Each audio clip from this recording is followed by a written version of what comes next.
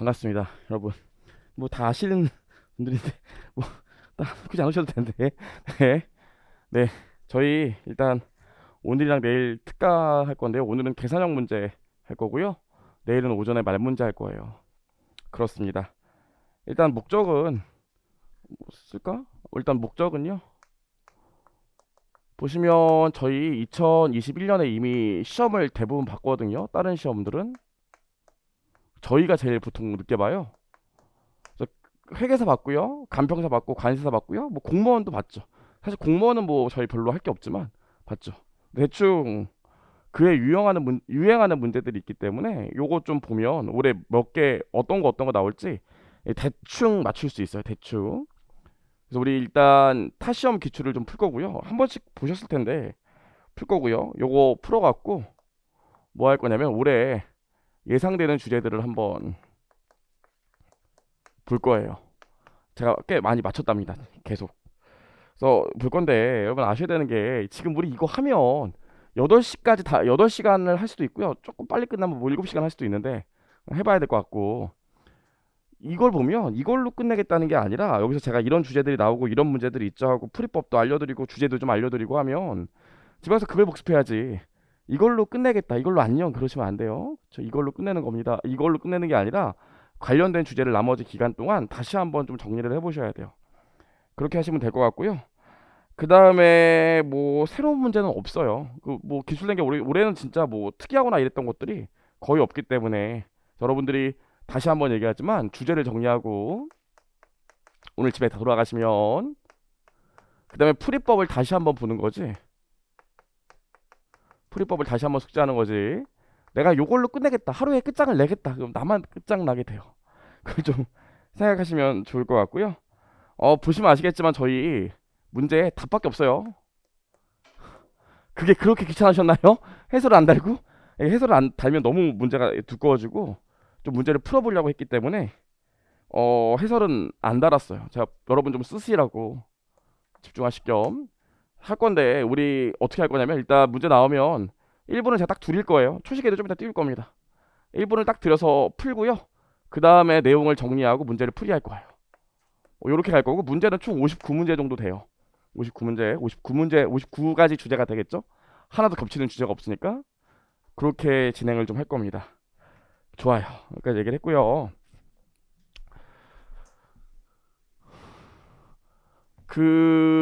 오늘은 정말로 여기 뭐 말문제가 몇 개 있긴 하지만 계산 문제 위주로 하고 내일은 말문제 위주로 할 거기 때문에 좀 보시고 일단 좀 시작을 해볼게요. 보시면 재고지산은 농림업인데 회계사 시험이랑 다른 시험에 진짜 거의 몇 년 만에 이 재고지산 말문제가 나왔거든요. 그럼 우리도 나올 수 있으니까 재고지산 말문제를 좀 정리해 주셔야 되는데, 저랑 같이 정리를 좀 해보시고 저희 내일도 말문제 재고지산 좀 정리할 겁니다. 그래서 OX 문제 좀 보셔야 되고, 원래 재고지산 매번가 여태까지 한 번 정도밖에 물어본 적이 없거든요. 한 10몇 년 동안 한 번 정도밖에 물어본 적이 없는데 매번가가 올해 다른 데서 시험에 나왔기 때문에 매번가 부분도 좀 정리를 하셔야 되고요. 감모손실은 뭐 늘 중요하죠. 늘 나왔던 주제고. 근데 감모손실 같은 경우에는 여러분 이번에는 기초에 평가충당금이 있는 경우나 아니면 평가손실 환입 부분을 조금 신경 써서 공부를 해주시면 좋을 것 같고, 우리 매번 원가 흐름의 가정 총평균법일 때 이동평균법일 때 문제가 나오긴 했는데 사실 요 근래는 잘 안 나왔거든요. 요거 하나만 얘기해도 좀 그렇고, 근데 최근에 올해 기출 문제들 보면 원가 흐름의 가정이 다 나왔으니까 원가 흐름의 가정 아직도 혹시 이동평균법 모르는 분들이 있다면 정리를 좀 해봐야 되고요. 아시겠지만 농림업은 사실 거의 안 나왔거든요. 거의 세무사 시험에만 나오지 다른 시험은 거의 안 나왔는데 올해 회계사 시험에도 농림업 계산 문제가 나왔기 때문에 우리 다시 한번 농림업 계산 문제도 좀 정리하고 들어가셔야 돼요. 그래서 재고예산 같은 경우에 중요한 주제가 이렇게 있는 것 같고, 일단 바로 문제를 풀어보면 1번은 말 문제니까 저랑 같이 볼게요. 자, 봐봐요. 보시면 첫 번째로 재고자산의 지역별 위치나 과세 방식이 다르다는 이유만으로 동일한 재고자산에 다른 단위 원가 결정 방법을 적용하는 것은 정당화된다 나와 있는데, 요거 원가 흐름 가정 얘기잖아요. 원가 흐름의 가정 얘기하는 건데, 일단 여러분 첫 번째로 뭘로 구분하셔야 돼? 성격과 용도가 유사한지 성격과 용도가 상이한지로 나누셔야 되죠. 성격과 용도가 유사하면 무조건 선입선출법이면 선입선출법, 평균법이면 평균법, 무조건 동일한 방법 쓰셔야지. 서로 다른 방법을 쓸 수가 없죠. 심지어 어떤 경우에도 지역이나 과세 방식이 다르더라도 그래도 안 돼요. 그렇죠? 그래서 일본 같은 경우엔 지역 위치나 과세 방식이 다른 이유로 동일한 재고자산에 대해서 다른 단위 원가 결정 방법을 적용하는 것은 정당화 된다고 그랬으니까 틀렸죠. 그리고 조금만 정리해보면 성격과 용도가 상이하대. 그럼 어떨 수 있어요? 그러면은 다른 방법 가능하죠. 정리하시면 될 것 같고요. 2번은 뭐 준 겁니까? 2번. 2번은 사실 개별법을 얘기한 건데, 개별법은 내가 언제 사온 게 언제 팔릴지 안다는 거잖아요. 개별법이. 언제 사온 게 언제 팔렸지 정확히 알기 때문에 원가의 흐름의 가정에 선입선출법, 평균법, 뭐 후입선출법 이런 거 안 쓸 수 있다는 건데, 개별법은 말 문제가 요거만 나온다고 옛날부터 얘기를 했었죠. 통상적으로 상호 교환될 수 없고 분리해서 생산한대. 이 경우만 개별법을 쓸 수 있고요. 만약에 오담이용으로 상호 교환될 수 있고 대량으로 생산된대. 그럼 절대로 개별법을 쓸 수가 없어요. 말로 넘어가지 마시고 써놓으셔야겠지. 그렇죠? 그래서 개별법 보면 교환이 안 되고 구분이 되는 경우만 사용할 수 있고요. 만약에 교환이 되고 구분이 안 된대. 대량으로 생산된대. 이런 경우에는 개별법을 못 써요. 그렇죠? 정리를 좀 하시고 여러분 정말 마지막이고요. 이런 말 그렇지만 제가 참 잘 맞춘답니다. 집중을 좀 하시고요. 세 번째는 굳이 제가 얘기 안 해도 되겠죠. 이건 윤희 형이 얘기하면 되니까. 그렇죠? 제가 얘기 안 해도 될 것 같고요. 우리 4번, 5번 나와 있는데 4번, 5번이 재고자산 평가와 관련된 얘기잖아요. 잠깐만 정리를 좀 해보면 여기 제품이 있고요. 그다음 여기 제공품이 있고, 그다음 여기 원재료 있어요. 각각의 취득 원가가 있겠죠. 저가법 적용 대상이 되는 게 어떻게 돼요? 얘는 순실현 가능 가치고 얘도 순실현 가능 가치인데, 요거 뭡니까? 예상 판매가에서 추가 가공 원가를 빼고 예상 판매비를 뺀 금액이 그거죠. 그래서 요즘에는 이런 시험이 문제가 거의 안 나오지만 예상 판매가랑 공정 가치는 전혀 다른 금액이기 때문에 옛날에 다른 시험 같은 경우엔 예상 판매가랑 시장 가격이랑 가치 중독도 있어요. 그럼 당연히 예상 판매가를 써서 순실현 가능 가치를 구해야겠죠. 뭐 요즘에는 유행이 좀 지나서 안 나옵니다. 원재료는 뭡니까? 똑같은 재료를 지금 샀을 때 가격인 현행 대체 원가를 쓰잖아요. 다 아실 거고. 언제 저가법을 적용합니까? 요렇게 될 때만 저가법을 적용하죠. 자, 하나씩 볼게요. 제일 중요한 게 뭡니까? 일단 원재료 원칙은 뭐예요? 원재료는 이 경우에도 사실 저가법을 적용하지 않는 게 원칙이죠. 취득 원가보다 현행 자체 원가가 밑에 있더라도 저가법을 적용 안 해요. 내가 이거 왜 해? 안 한다고요. 하지만 언제는 예외적으로 저가법을 적용하죠? 언제? 자, 봐봐요. 관련된 제품이 장부 금액 순실현 가능 가치 있는데 요게 요렇게 되고 원재료가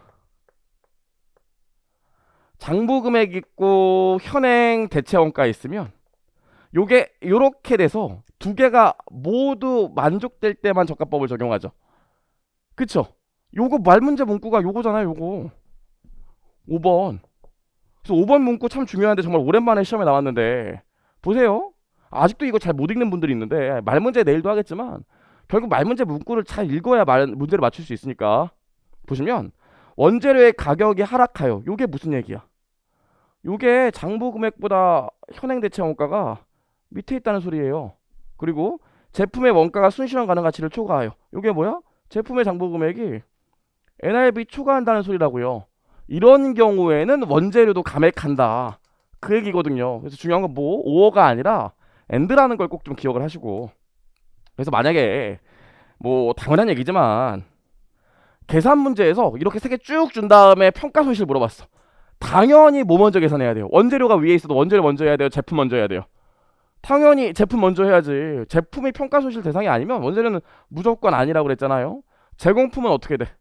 제공품은 제품과 관련이 없이 내가 평가 손실을 인식하면 무조건 평가 손실을 인식한다고 그랬죠?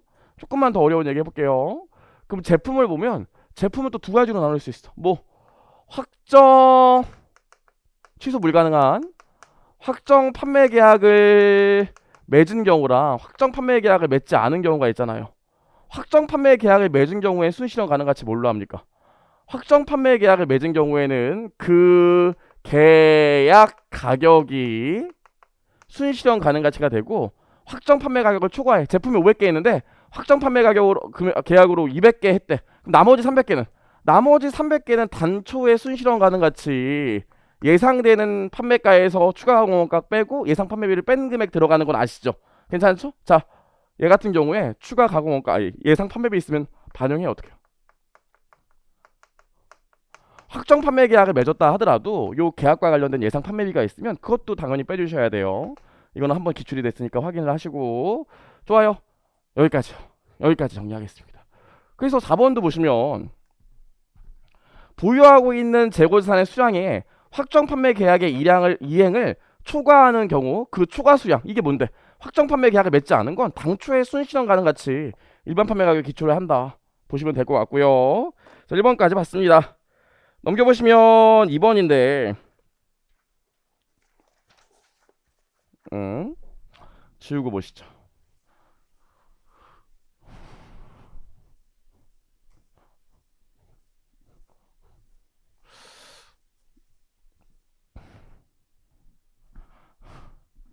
자 보시면 여러분, 일단 이거 작년 우리 세무사 기출 문제인데 물론 제가 좀 반영하긴 했지만 이 문제에서 가장 큰 포인트는 뭐냐면 여기 봐봐. 여기 보시면 뭐라고 나와 있어요? 결산 이전에 재고자산의 정상적인 수량 부족과 평가 손해를 반영하기 전에 매출 원가래. 이게 무슨 소리입니까? 작년 시험에 요거 나왔지만 요거 의미를 정확히 모르는 분들이 참 많았죠. 요 의미가 뭐예요? 요게. 자 보시면 여기 계속기록법이 있고, 계속기록법에 의해서 재고자산을 기록하면 그걸 뭐라고 그래요? 그거를 장부상 재고라고 한다고 그랬죠. 그리고 여기서 실제 창고에 가서 실지 재고주사법에 의해 재고를 계산하면 이게 창고에 존재하는 실제 재고라고 했잖아요. 여기서 뭐가 빠지죠? 감모가 빠지죠? 그럼 실제 재고가 진짜 BS에 들어가는 기말 재고가 되는 건 아니라고 그랬어요. 왜냐면 여기 또 뭐가 있으니까 평가 손실이 있으니까요. 그쵸? 정확히 얘기하면 평가 충당금이고. 그래서 그림을 보면 굳이 그릴 필요 없지만 보세요. 그림 한번 그려보면 여기 장부상 수량이 있고요. 그 다음에 여기 실제 수량이 있어요. 그 다음에 여기 단위당 취득 원가가 있고요. 그 다음에 여기 단위당 순실현 가능 가치가 있다고 했습니다. 이게 뭐예요? 감모. 이게 뭐예요? 이제 평가 손실 그러면 안 되지? 평가 충당금. 이게 뭐예요? BS에 계상될 진짜 재고. 그래서 뭐 굳이 숫자를 붙이자면 1번, 2번, 3번이었잖아요. 그럼 계속기록법을 쓰게 되면 재고자산의 티계정이, 이해하시면 돼.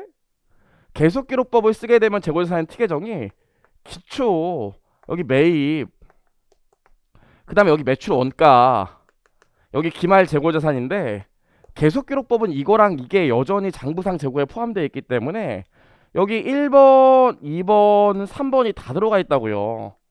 그럼 얘는 뭐가 들어가 있겠지 않겠어? 평가 손실이나 감모 손실이 반영되어 있지 않겠죠. 결국 요 얘기는 뭐냐면 계속기록법에 의해서 기말 재고자산을 티계정에 계상하면 남아있는 매출원가 얘기하는 거라고요. 이해하시겠어요? 그래서 원래는 이걸 쪼개면 재고자산 티계정 이렇게 되잖아.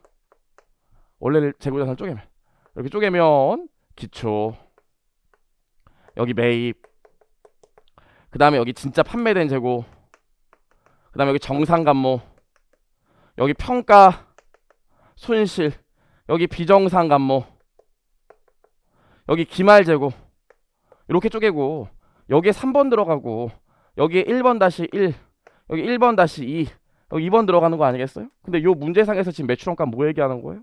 이거 얘기하는 거라고요. 아직 계속기록법에 의해서 정상감모랑 평가손실을 반영하지 않았으니까. 그래서 요 금액이 얼마라는 소리예요? 요 금액이 989 숫자 잘 써야지. 400이라는 소리입니다. 어렵지 않죠? 그럼 요 문제 같은 경우에 요건 얼마야? 요거는 지금 문제 보시면 자료가 나와 있지만 요 문제 보시면 기말 장부 수량이 500개, 실제 수량이 480개, 그 다음에 단위당 취득 원가가 900원, 순실현 가능 가치가 800원 나와 있지만 원래 여기 들어갈 금액은 얘에다가 이거 두 개 중 작은 금액인 요 면적인데 그럴 필요가 없이 여기 뭐가 들어가면 돼요? 500 곱하기 900 들어가면 된다고요. 이해하시겠습니까? 작년에 기출문제에서 모든 객관식 책에서 다 얘기했을 텐데 괜찮죠? 여기까지?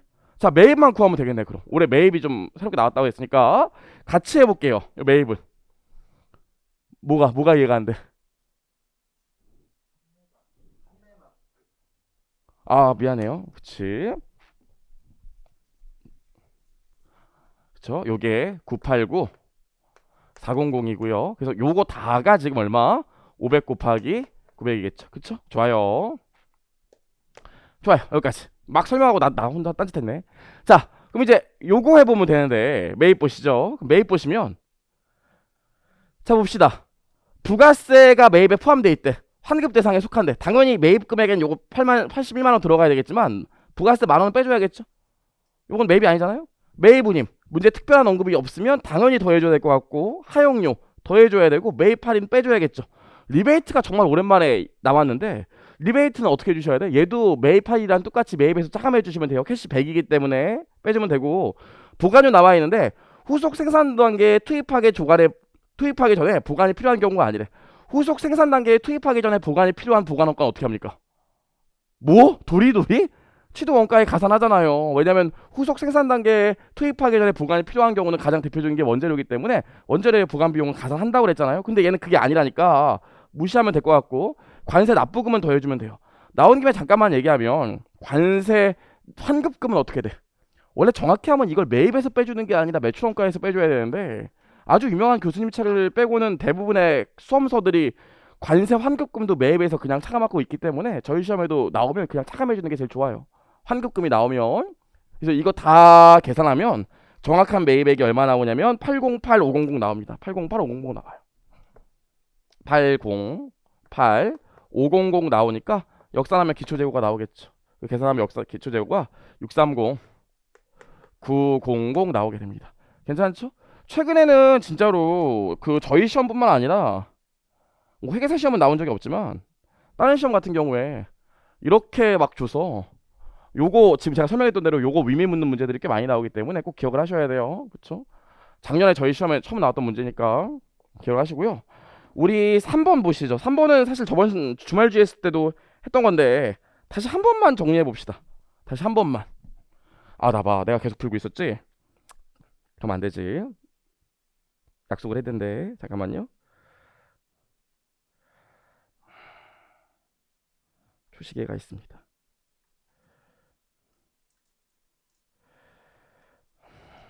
자, 여러분 3번 이거 제가 1분 딱 드릴 테니까 한번 해보시죠. 3번 한 문제씩 다 이렇게 다 풀고 해설하고 할게요. 이번에 제가 깜빡했네. 1교시다 보니까.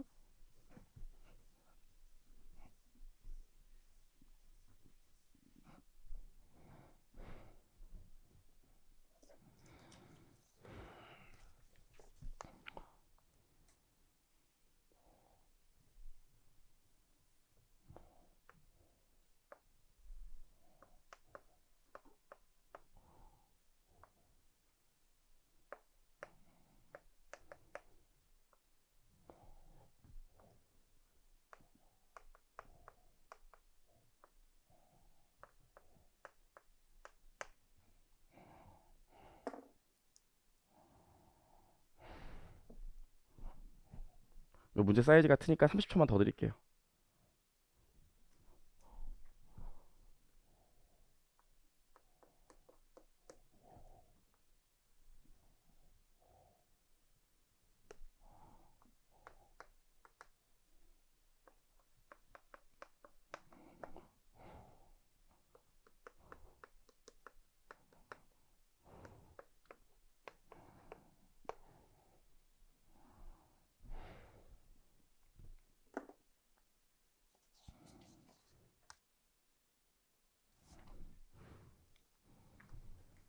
자, 보시죠.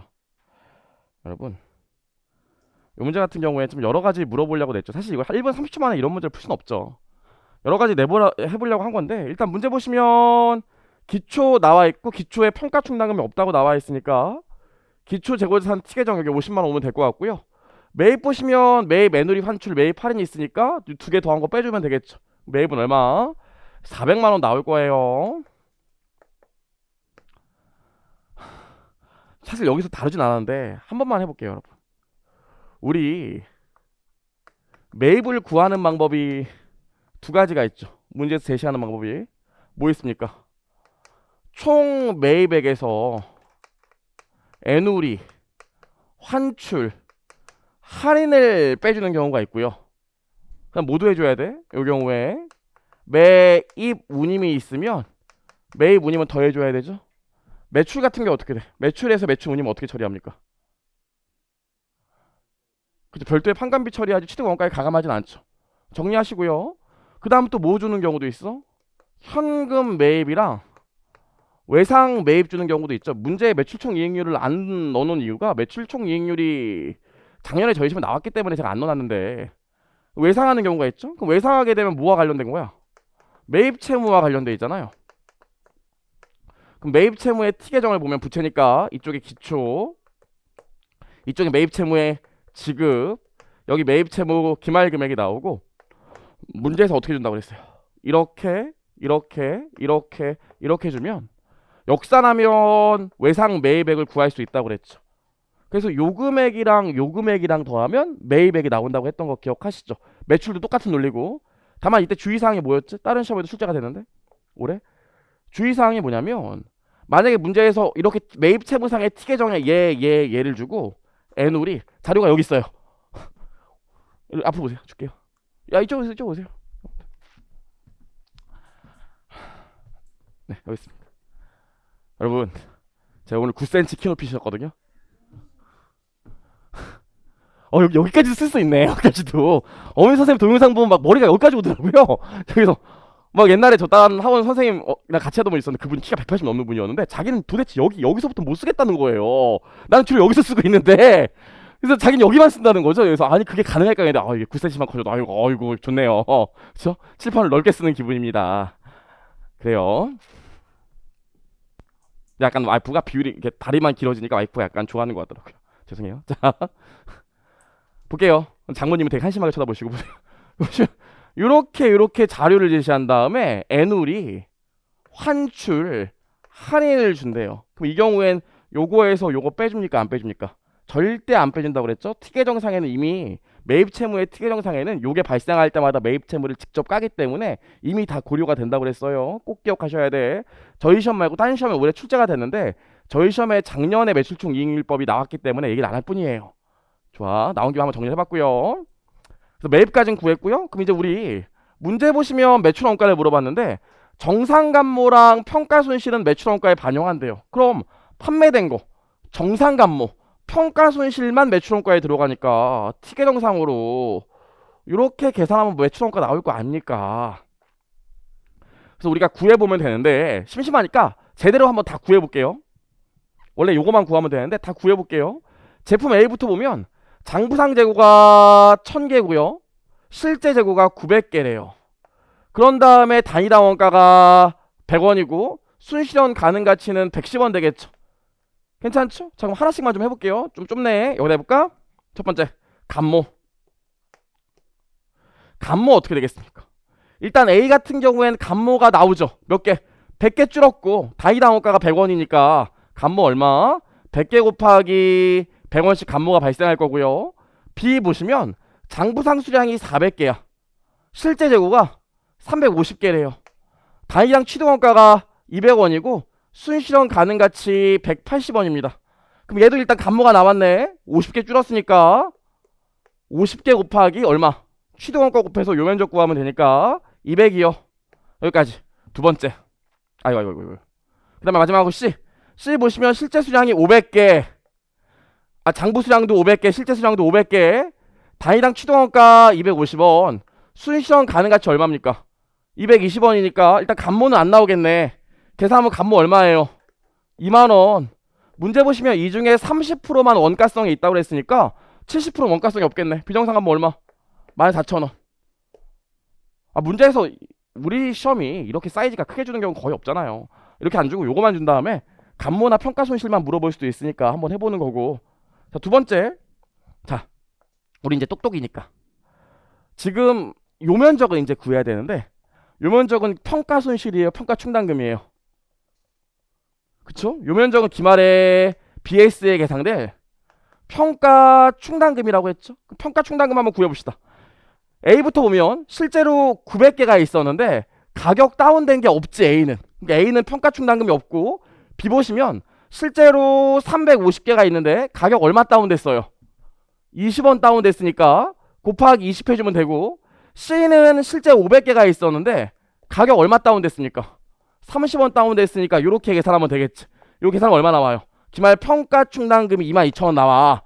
괜찮죠? 근데 요 문제 같은 경우에 기말에 평가 충당금이 없다고 그랬으니까 요 금액을 다 뭘로 써도 전혀 문제가 없어요. 평가 손실로 써도 되겠지. 회계 처리상으로 보세요. 기말의 BS의 평가 충당금이 22,000원이 되어야 하는데 기초에 평가 충당금이 없으니까 기말의 회계 처리 어떻게 하면 돼? 평가 손실 22,000원, 평가 충당금 22,000원 잡아주면 되겠죠. 괜찮죠? 기운 내시고. 벌써 기운 내시고 이러면 안 되는데. 자, 세 번째 보시면 기말 BS에 들어갈 진짜 찐재고 봅시다. 어떻게 하면 돼요? A 같은 경우에 실제 수량이 900개고 취득 원가와 순실현 가능가치 중 작은 금액이 들어가니까 100원이 들어가겠죠. B 같은 경우엔 실제 수량이 350개인데 취득 원가와 순실현 가능가치 중 작은 금액이 180원이니까 180원 들어갈 거고요. 마지막에 C는 500개가 있는데 실제 수량과 취득 원가와 순실현 가능가치 중 작은 금액이 220원이니까 이거 계산하면 얼마 나옵니까? 이거 계산하면 26만 3천원 나와요. 괜찮죠? 그럼 여기 26만 3천원 넣어주면 되니까 실제 만약에 매출원가만 물어봤으면 요거는 구할 필요가 없고 요거랑 요거만 구해서 답을 구하면 되겠죠. 그럼 매출원가 얼마 나옵니까? 역산하면 매출원가가 4223000 나오잖아요. 괜찮죠? 빨리 풀면 빨리 풀 수 있는데 타임. 몇 가지가 물어보고 싶은데 우리 여기까지 했는데 실제로 이런 것도 직접 구할 수 있으셔야 되고, 우리 지금 문제 보시면 기초의 평가 충당금이 만약에 보기 보시면 그래서 지금 1번, 2번 푼 거고 3번에 기초의 평가 충당금이 15,000원 있대. 요 경우에 매출원가 물어봤어요. 개인적으로 요거 올해 나왔으면 좋겠는데 기초의 평가 충당금이 15,000원 있대요. 그럼 여기서 뭐만 바뀌면 돼? 평가 손실이 매출원가에 포함된다면 여기서 그냥 바로 15,000원 빼주면 돼요. 그리고 대차를 맞추면 답이 나온다고요. 기초에 평가 충당금이 있으면 우리 배운 대로 하고 기초 장부금액에 평가 충당금만 빼주면 된다. 그리고 대차를 맞춰서 매출원가를 구하면 된다. 여기까지만 생각하면 되고, 자, 기초에 평가 충당금이 15,000원 있대요. 기말에 그럼 기초에 평가 충당금이 15,000원이라면 기말에 BS에 들어갈 평가 충당금 얼마입니까? 이거 어려워요? 지금 기초에 15,000원 있었대요. 그럼 기말에 평가 충당금 얼마 돼야 돼? 얼마 돼야 돼요? 그쵸, 22,000원 돼야지. 지금 요 그림을 통해서 구한 요 값이 기말 시점에 남아있어야 될 재무장표에 남아있어야 될 평가 충당금이기 때문에 평가 충당금 22,000원이라고요. 손익계산서에 계상될 평가 손실은 얼마예요, 그럼? 7,000원이겠지.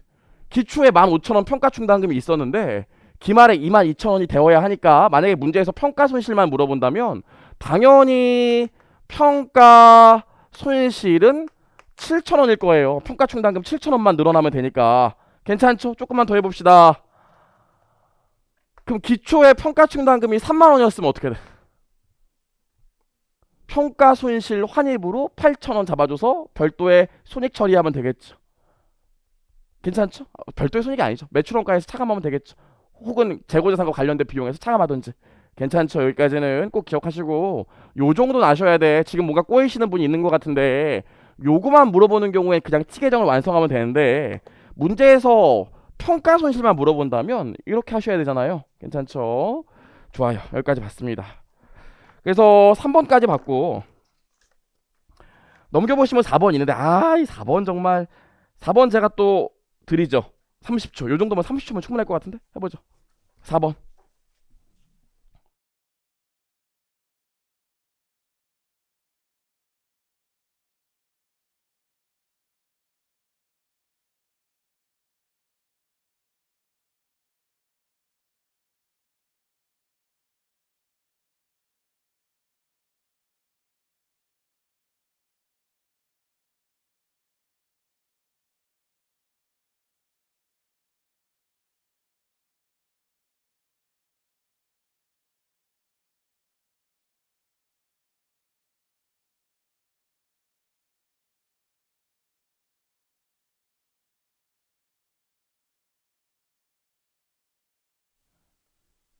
자, 여러분 날 봐요.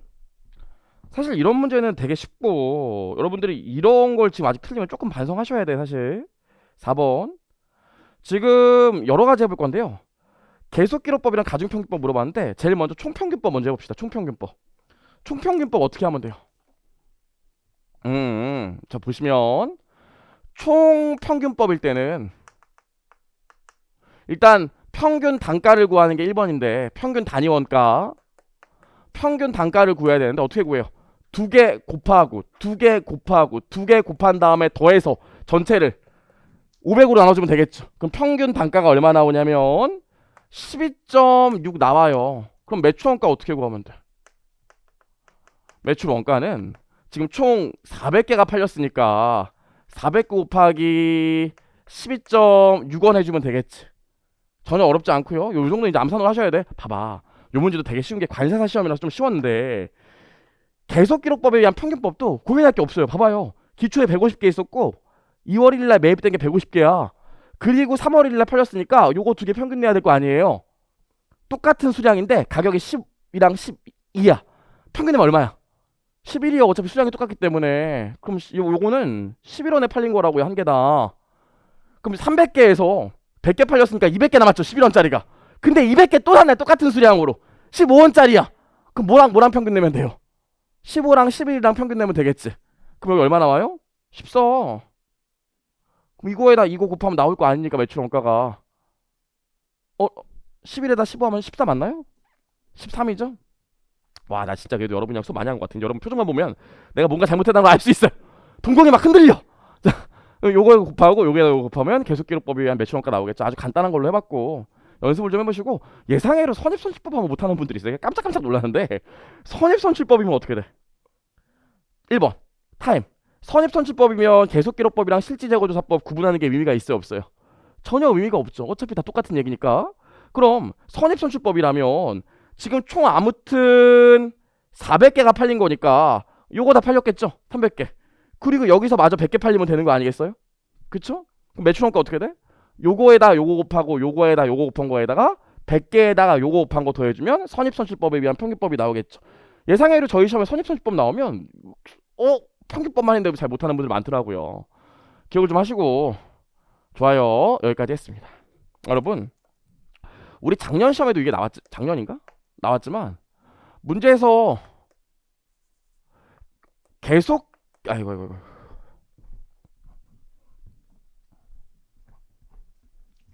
이동평균법일 때 매출 총 이익이 A래. 그리고 이렇게 문제를 낸 다음에 총평균법일 때 매출 총이익이 얼마냐 이렇게 물어보기도 하죠. 저번에 한번 이렇게 물어봤었잖아요. 얼마냐 매출 총이익이 얼마냐 이렇게 물어보면 요거 어떻게 접근하면 돼요? 어차피 요거 두 개가 매출 원가가 차이 날 거기 때문에 두 개의 매출 원가를 구해서 여기서 바꿔주면 돼요. 괜찮죠? 그래서 문제에서 막 요렇게 나오더라도 고민하지 말고 총평균법일 때와 이동평균법일 때 매출 원가를 각각 구한 다음에 비교하시면 돼. 그럼 그 차이만큼 여기에 효과가 반영될 거라고요. 괜찮죠? 요것도 한번 풀어보시고요. 좋아요. 재고계산 여기까지 맞고 봅시다. 5번이요. 농림어업이에요. 농림어업 정말 오랜만에 나왔고요. 회계사 시험은 거의 처음 나왔어요. 농림어업 한번 볼 건데 지우고 볼게요.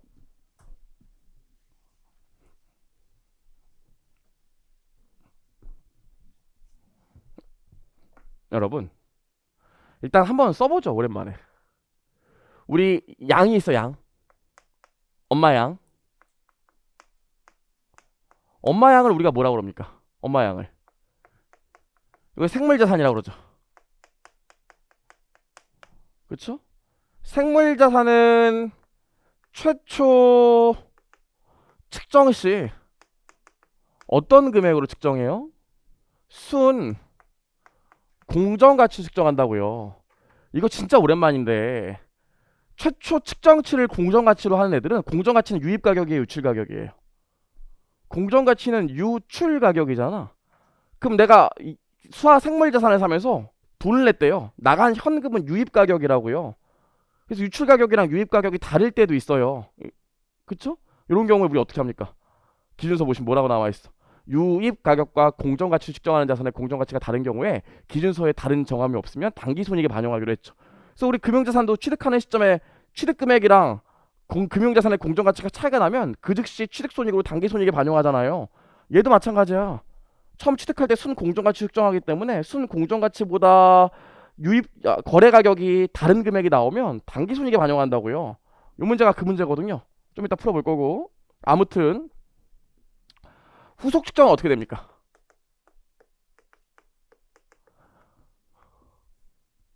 기말에 순 공정가치로 측정하고요. 평가손익을 당기손익에 반영하지. 기말의 공정가치의 변동을 당기손익에 반영하기 때문에 생물자산은 감가상각을 안 해요. 괜찮죠?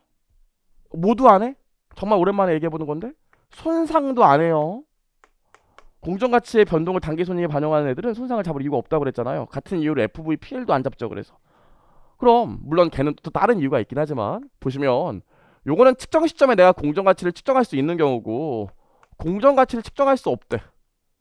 그럼 얘는 당연히 원가로 측정할 수밖에 없으니까 이 경우엔 기말에 어떻게 돼? 당연히 요거 못하고 기말에 감가상각하고 손상도 잡아요. 괜찮죠? 여기까지 봤고요. 자, 엄마 양이 양을 새끼를 낳았어요. 음메 하면서 새끼를 낳았어. 그럼 얘도 당연히 뭐가 돼? 생물자산이 되겠지. 왜요? 아, 모기가 있어요? 저런. 자, 자식, 저 모기도 배워보겠다고 지금 들어와 있는데, 그쵸? 그럼 이건 우리 뭐만 알면 돼? 새끼가 태어나면 어떻게 해요? 여기 생물자산 오고 새끼 태어날 때 돈 준 거 있어요, 없어요? 오늘 엄마가 양이 엄마가 새끼 출산할 것 같으면 야, 너 출산한다며 돈 얼마 주면 되겠냐? 200 주세요. 이게 아니잖아요. 여기 뭐가 온다고 그랬어요? 여기 평가 이익으로 태어나는 시점에 바로 당기손익에 반영한다고 그랬죠. 여기까지 기억하시고요. 뒤에 회계처리는 똑같을 거니까 안 할 거고. 양털을 깎았대. 양털을 깎으면 이걸 뭐라고 그래? 수확물이라고 하죠. 수확물은 어떻게 측정합니까? 수확물도 취득 시점에는 순공정가치 측정하죠. 여기 수확물 순공정가치 오고 여기도 평가 이익으로 당기손익에 잡아줘요. 어렵지 않죠. 그 이후에 회계 처리 어떻게 하죠? 그 이후에는 재고자산으로 회계 처리하죠. 이 재고자산으로 회계 처리한다는 게 이거 나중에 처분하면 매출원가 잡고 이렇게 얘기하는 게 아니라 저가법을 적용한다는 게 핵심이지 재고자산으로 회계 처리한다는 게 그 뜻은 아니라고요. 그래서 가끔씩 보면 어떤 책은 요거 팔았을 때 매출원가 잡는 책도 있고 팔았을 때 그냥 처분손익 잡는 책도 있는데 둘 다 맞아요. 중요한 건 저가법을 적용한다는 거지. 근데 저희 시험에 뭐 그렇게 나온 적은 없고요. 양털로 잠바를 만들었대. 점퍼, 잠바. 이걸 뭐라고 그래요? 수확 후 가공했다고 하죠. 우유 짜서 버터 만든 거. 이건 뭘로 봅니까? 이거는 처음부터 재고자산으로 보잖아요. 그렇죠? 처음부터 재고자산으로 보잖아요. 여기까지 정리를 했고요. 자, 이것 때문에 필수적으로 꼭 알아야 되는 게 있지. 그럼 모든 생물자산은 순공정가치 측정해야 돼. 공정가치를 알 수 있다면.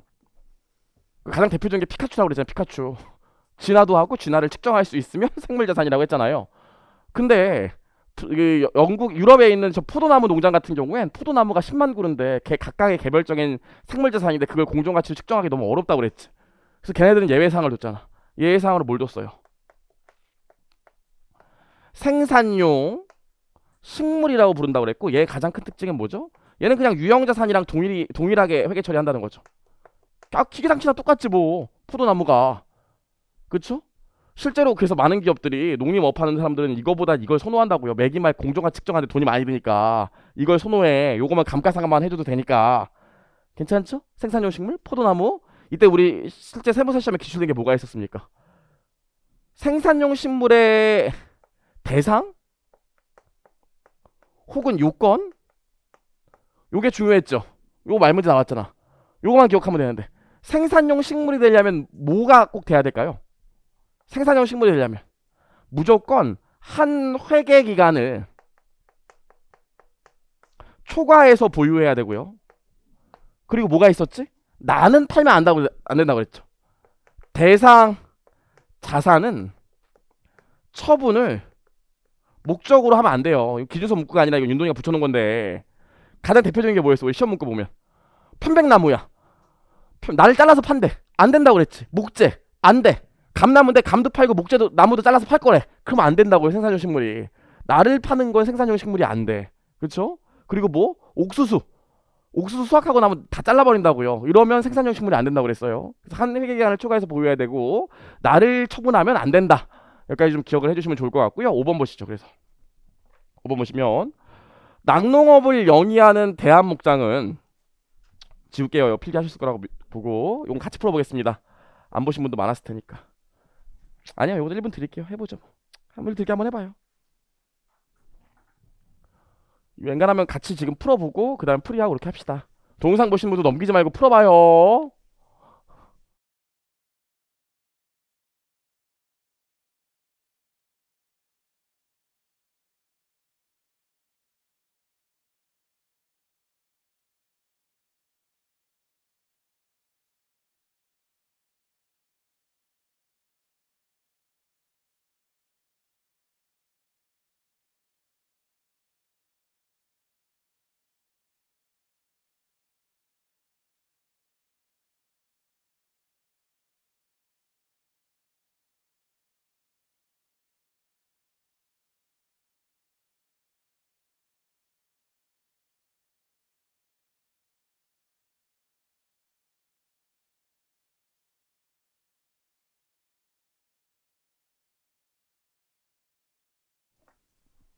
자, 보시죠. 자, 보시면 1월 1일 날 젖소 10마리를 보유하고 있을 때, 원래 10마리가 있었는데 6월 달에 10마리를 또 샀대요. 웃긴 게 뭐냐면, 회계처럼 볼게요. 10마리를 사면서 마리당 10만원 나갔다는 거예요. 10만원 줬다는 거예요. 그럼 10마리 곱하기 10만원이고, 여기 생물자산 들어올 건데, 생물자산 보면 순공정가치가 얼마래요? 95,000원이래. 그럼 10마리 주고 사는데 마리당 95,000원이래요. 그럼 어떻게 돼? 10마리당, 한 마리당 5,000원씩 10마리 손해본 거 아니겠어요? 그럼 얼마? 5만원. 5만원만큼 못 잡아주면 돼. 그 즉시 생물자산 평가 손실 잡아서 당기손익 반영해 주시면 돼요. 그래서 거래가격과 공정가치가 다른 경우에 기준서에 다른 정함이 없으면 당기손익에 반영한다는 게 요 말이라고요. 자, 여기까지 했고요. 우유 바로 생산했죠. 그럼 우유 생산하면 여기 수확 물 나오고, 여기도 아싸 평가익 나오는데 100리터 생산했고요. 1리터당 순 공정가치가 1,000원이래요. 여기 얼마? 여기도 1,000원 곱하기 3,000원 나올 거고요. 우유 팔았습니다. 5,000원에. 날 봐. 아니, 이게 뭐가 중요해. 지금 여기 현금 보시면 지금 100리터를 다 팔았고 5,000원에 팔았대요. 그럼 수확물 없어질 건데, 수확물 100리터 곱하기 3,000원씩이니까 100리터 곱하기 2,000원씩 당기손익에 반영되겠죠. 이게 실제로 교재를 보면 처분이익 돼 있는 책도 있고요. 재고자산을 분류했으니까 현금 들어오면서 매출, 수확물 없어지면서 매출원까지 이렇게 하는 책도 있는데, 뭐가 중요해? 어차피 당기손익에 미친 영향만 물어봤는데, 그래도 혹시 매출과 매출원가를 나눠서 물어보지 않을까요? 그런 생각을 갖고 계시면 안 돼요. 여기까지는 괜찮죠? 자, 여기까지 했어요. 다 했네. 문제 보시면 기말에 평가한대. 봐봐. 원래 게 한 마리당 105,000원이었대요. 근데 기말의 공정가치가, 순 공정가치가 기말에 10만원 했다고요. 그럼 원래 있는 건 한 마리당 5,000원씩 손해보겠지. 10마리 있었는데. 내가 중간에 산 건 한 마리당 얼마짜리예요? 95,000원이지. 근데 기말의 공정가치가 10만원이래. 그럼 얘는 한 마리당 5,000원씩 이득 보겠네? 똑같이 10마리인데 10마리는 5,000원씩 이득 보고 10마리는 5,000원씩 손해보니까 평가손익 얼마예요? 0이죠. 그쵸? 0이죠. 그럼 당기손익에 미친 영향은 이렇게만 계산하면 될 거 아닙니까? 할 수 있겠죠? 요 정도는 오랜만에 나왔으니까 좀 보시고요. 여기까지 했습니다. 우리 좀 이게 빡세니까 50분 하고 쉬고 50분 하고 쉬고 그럴 거예요. 10분만 쉬겠습니다.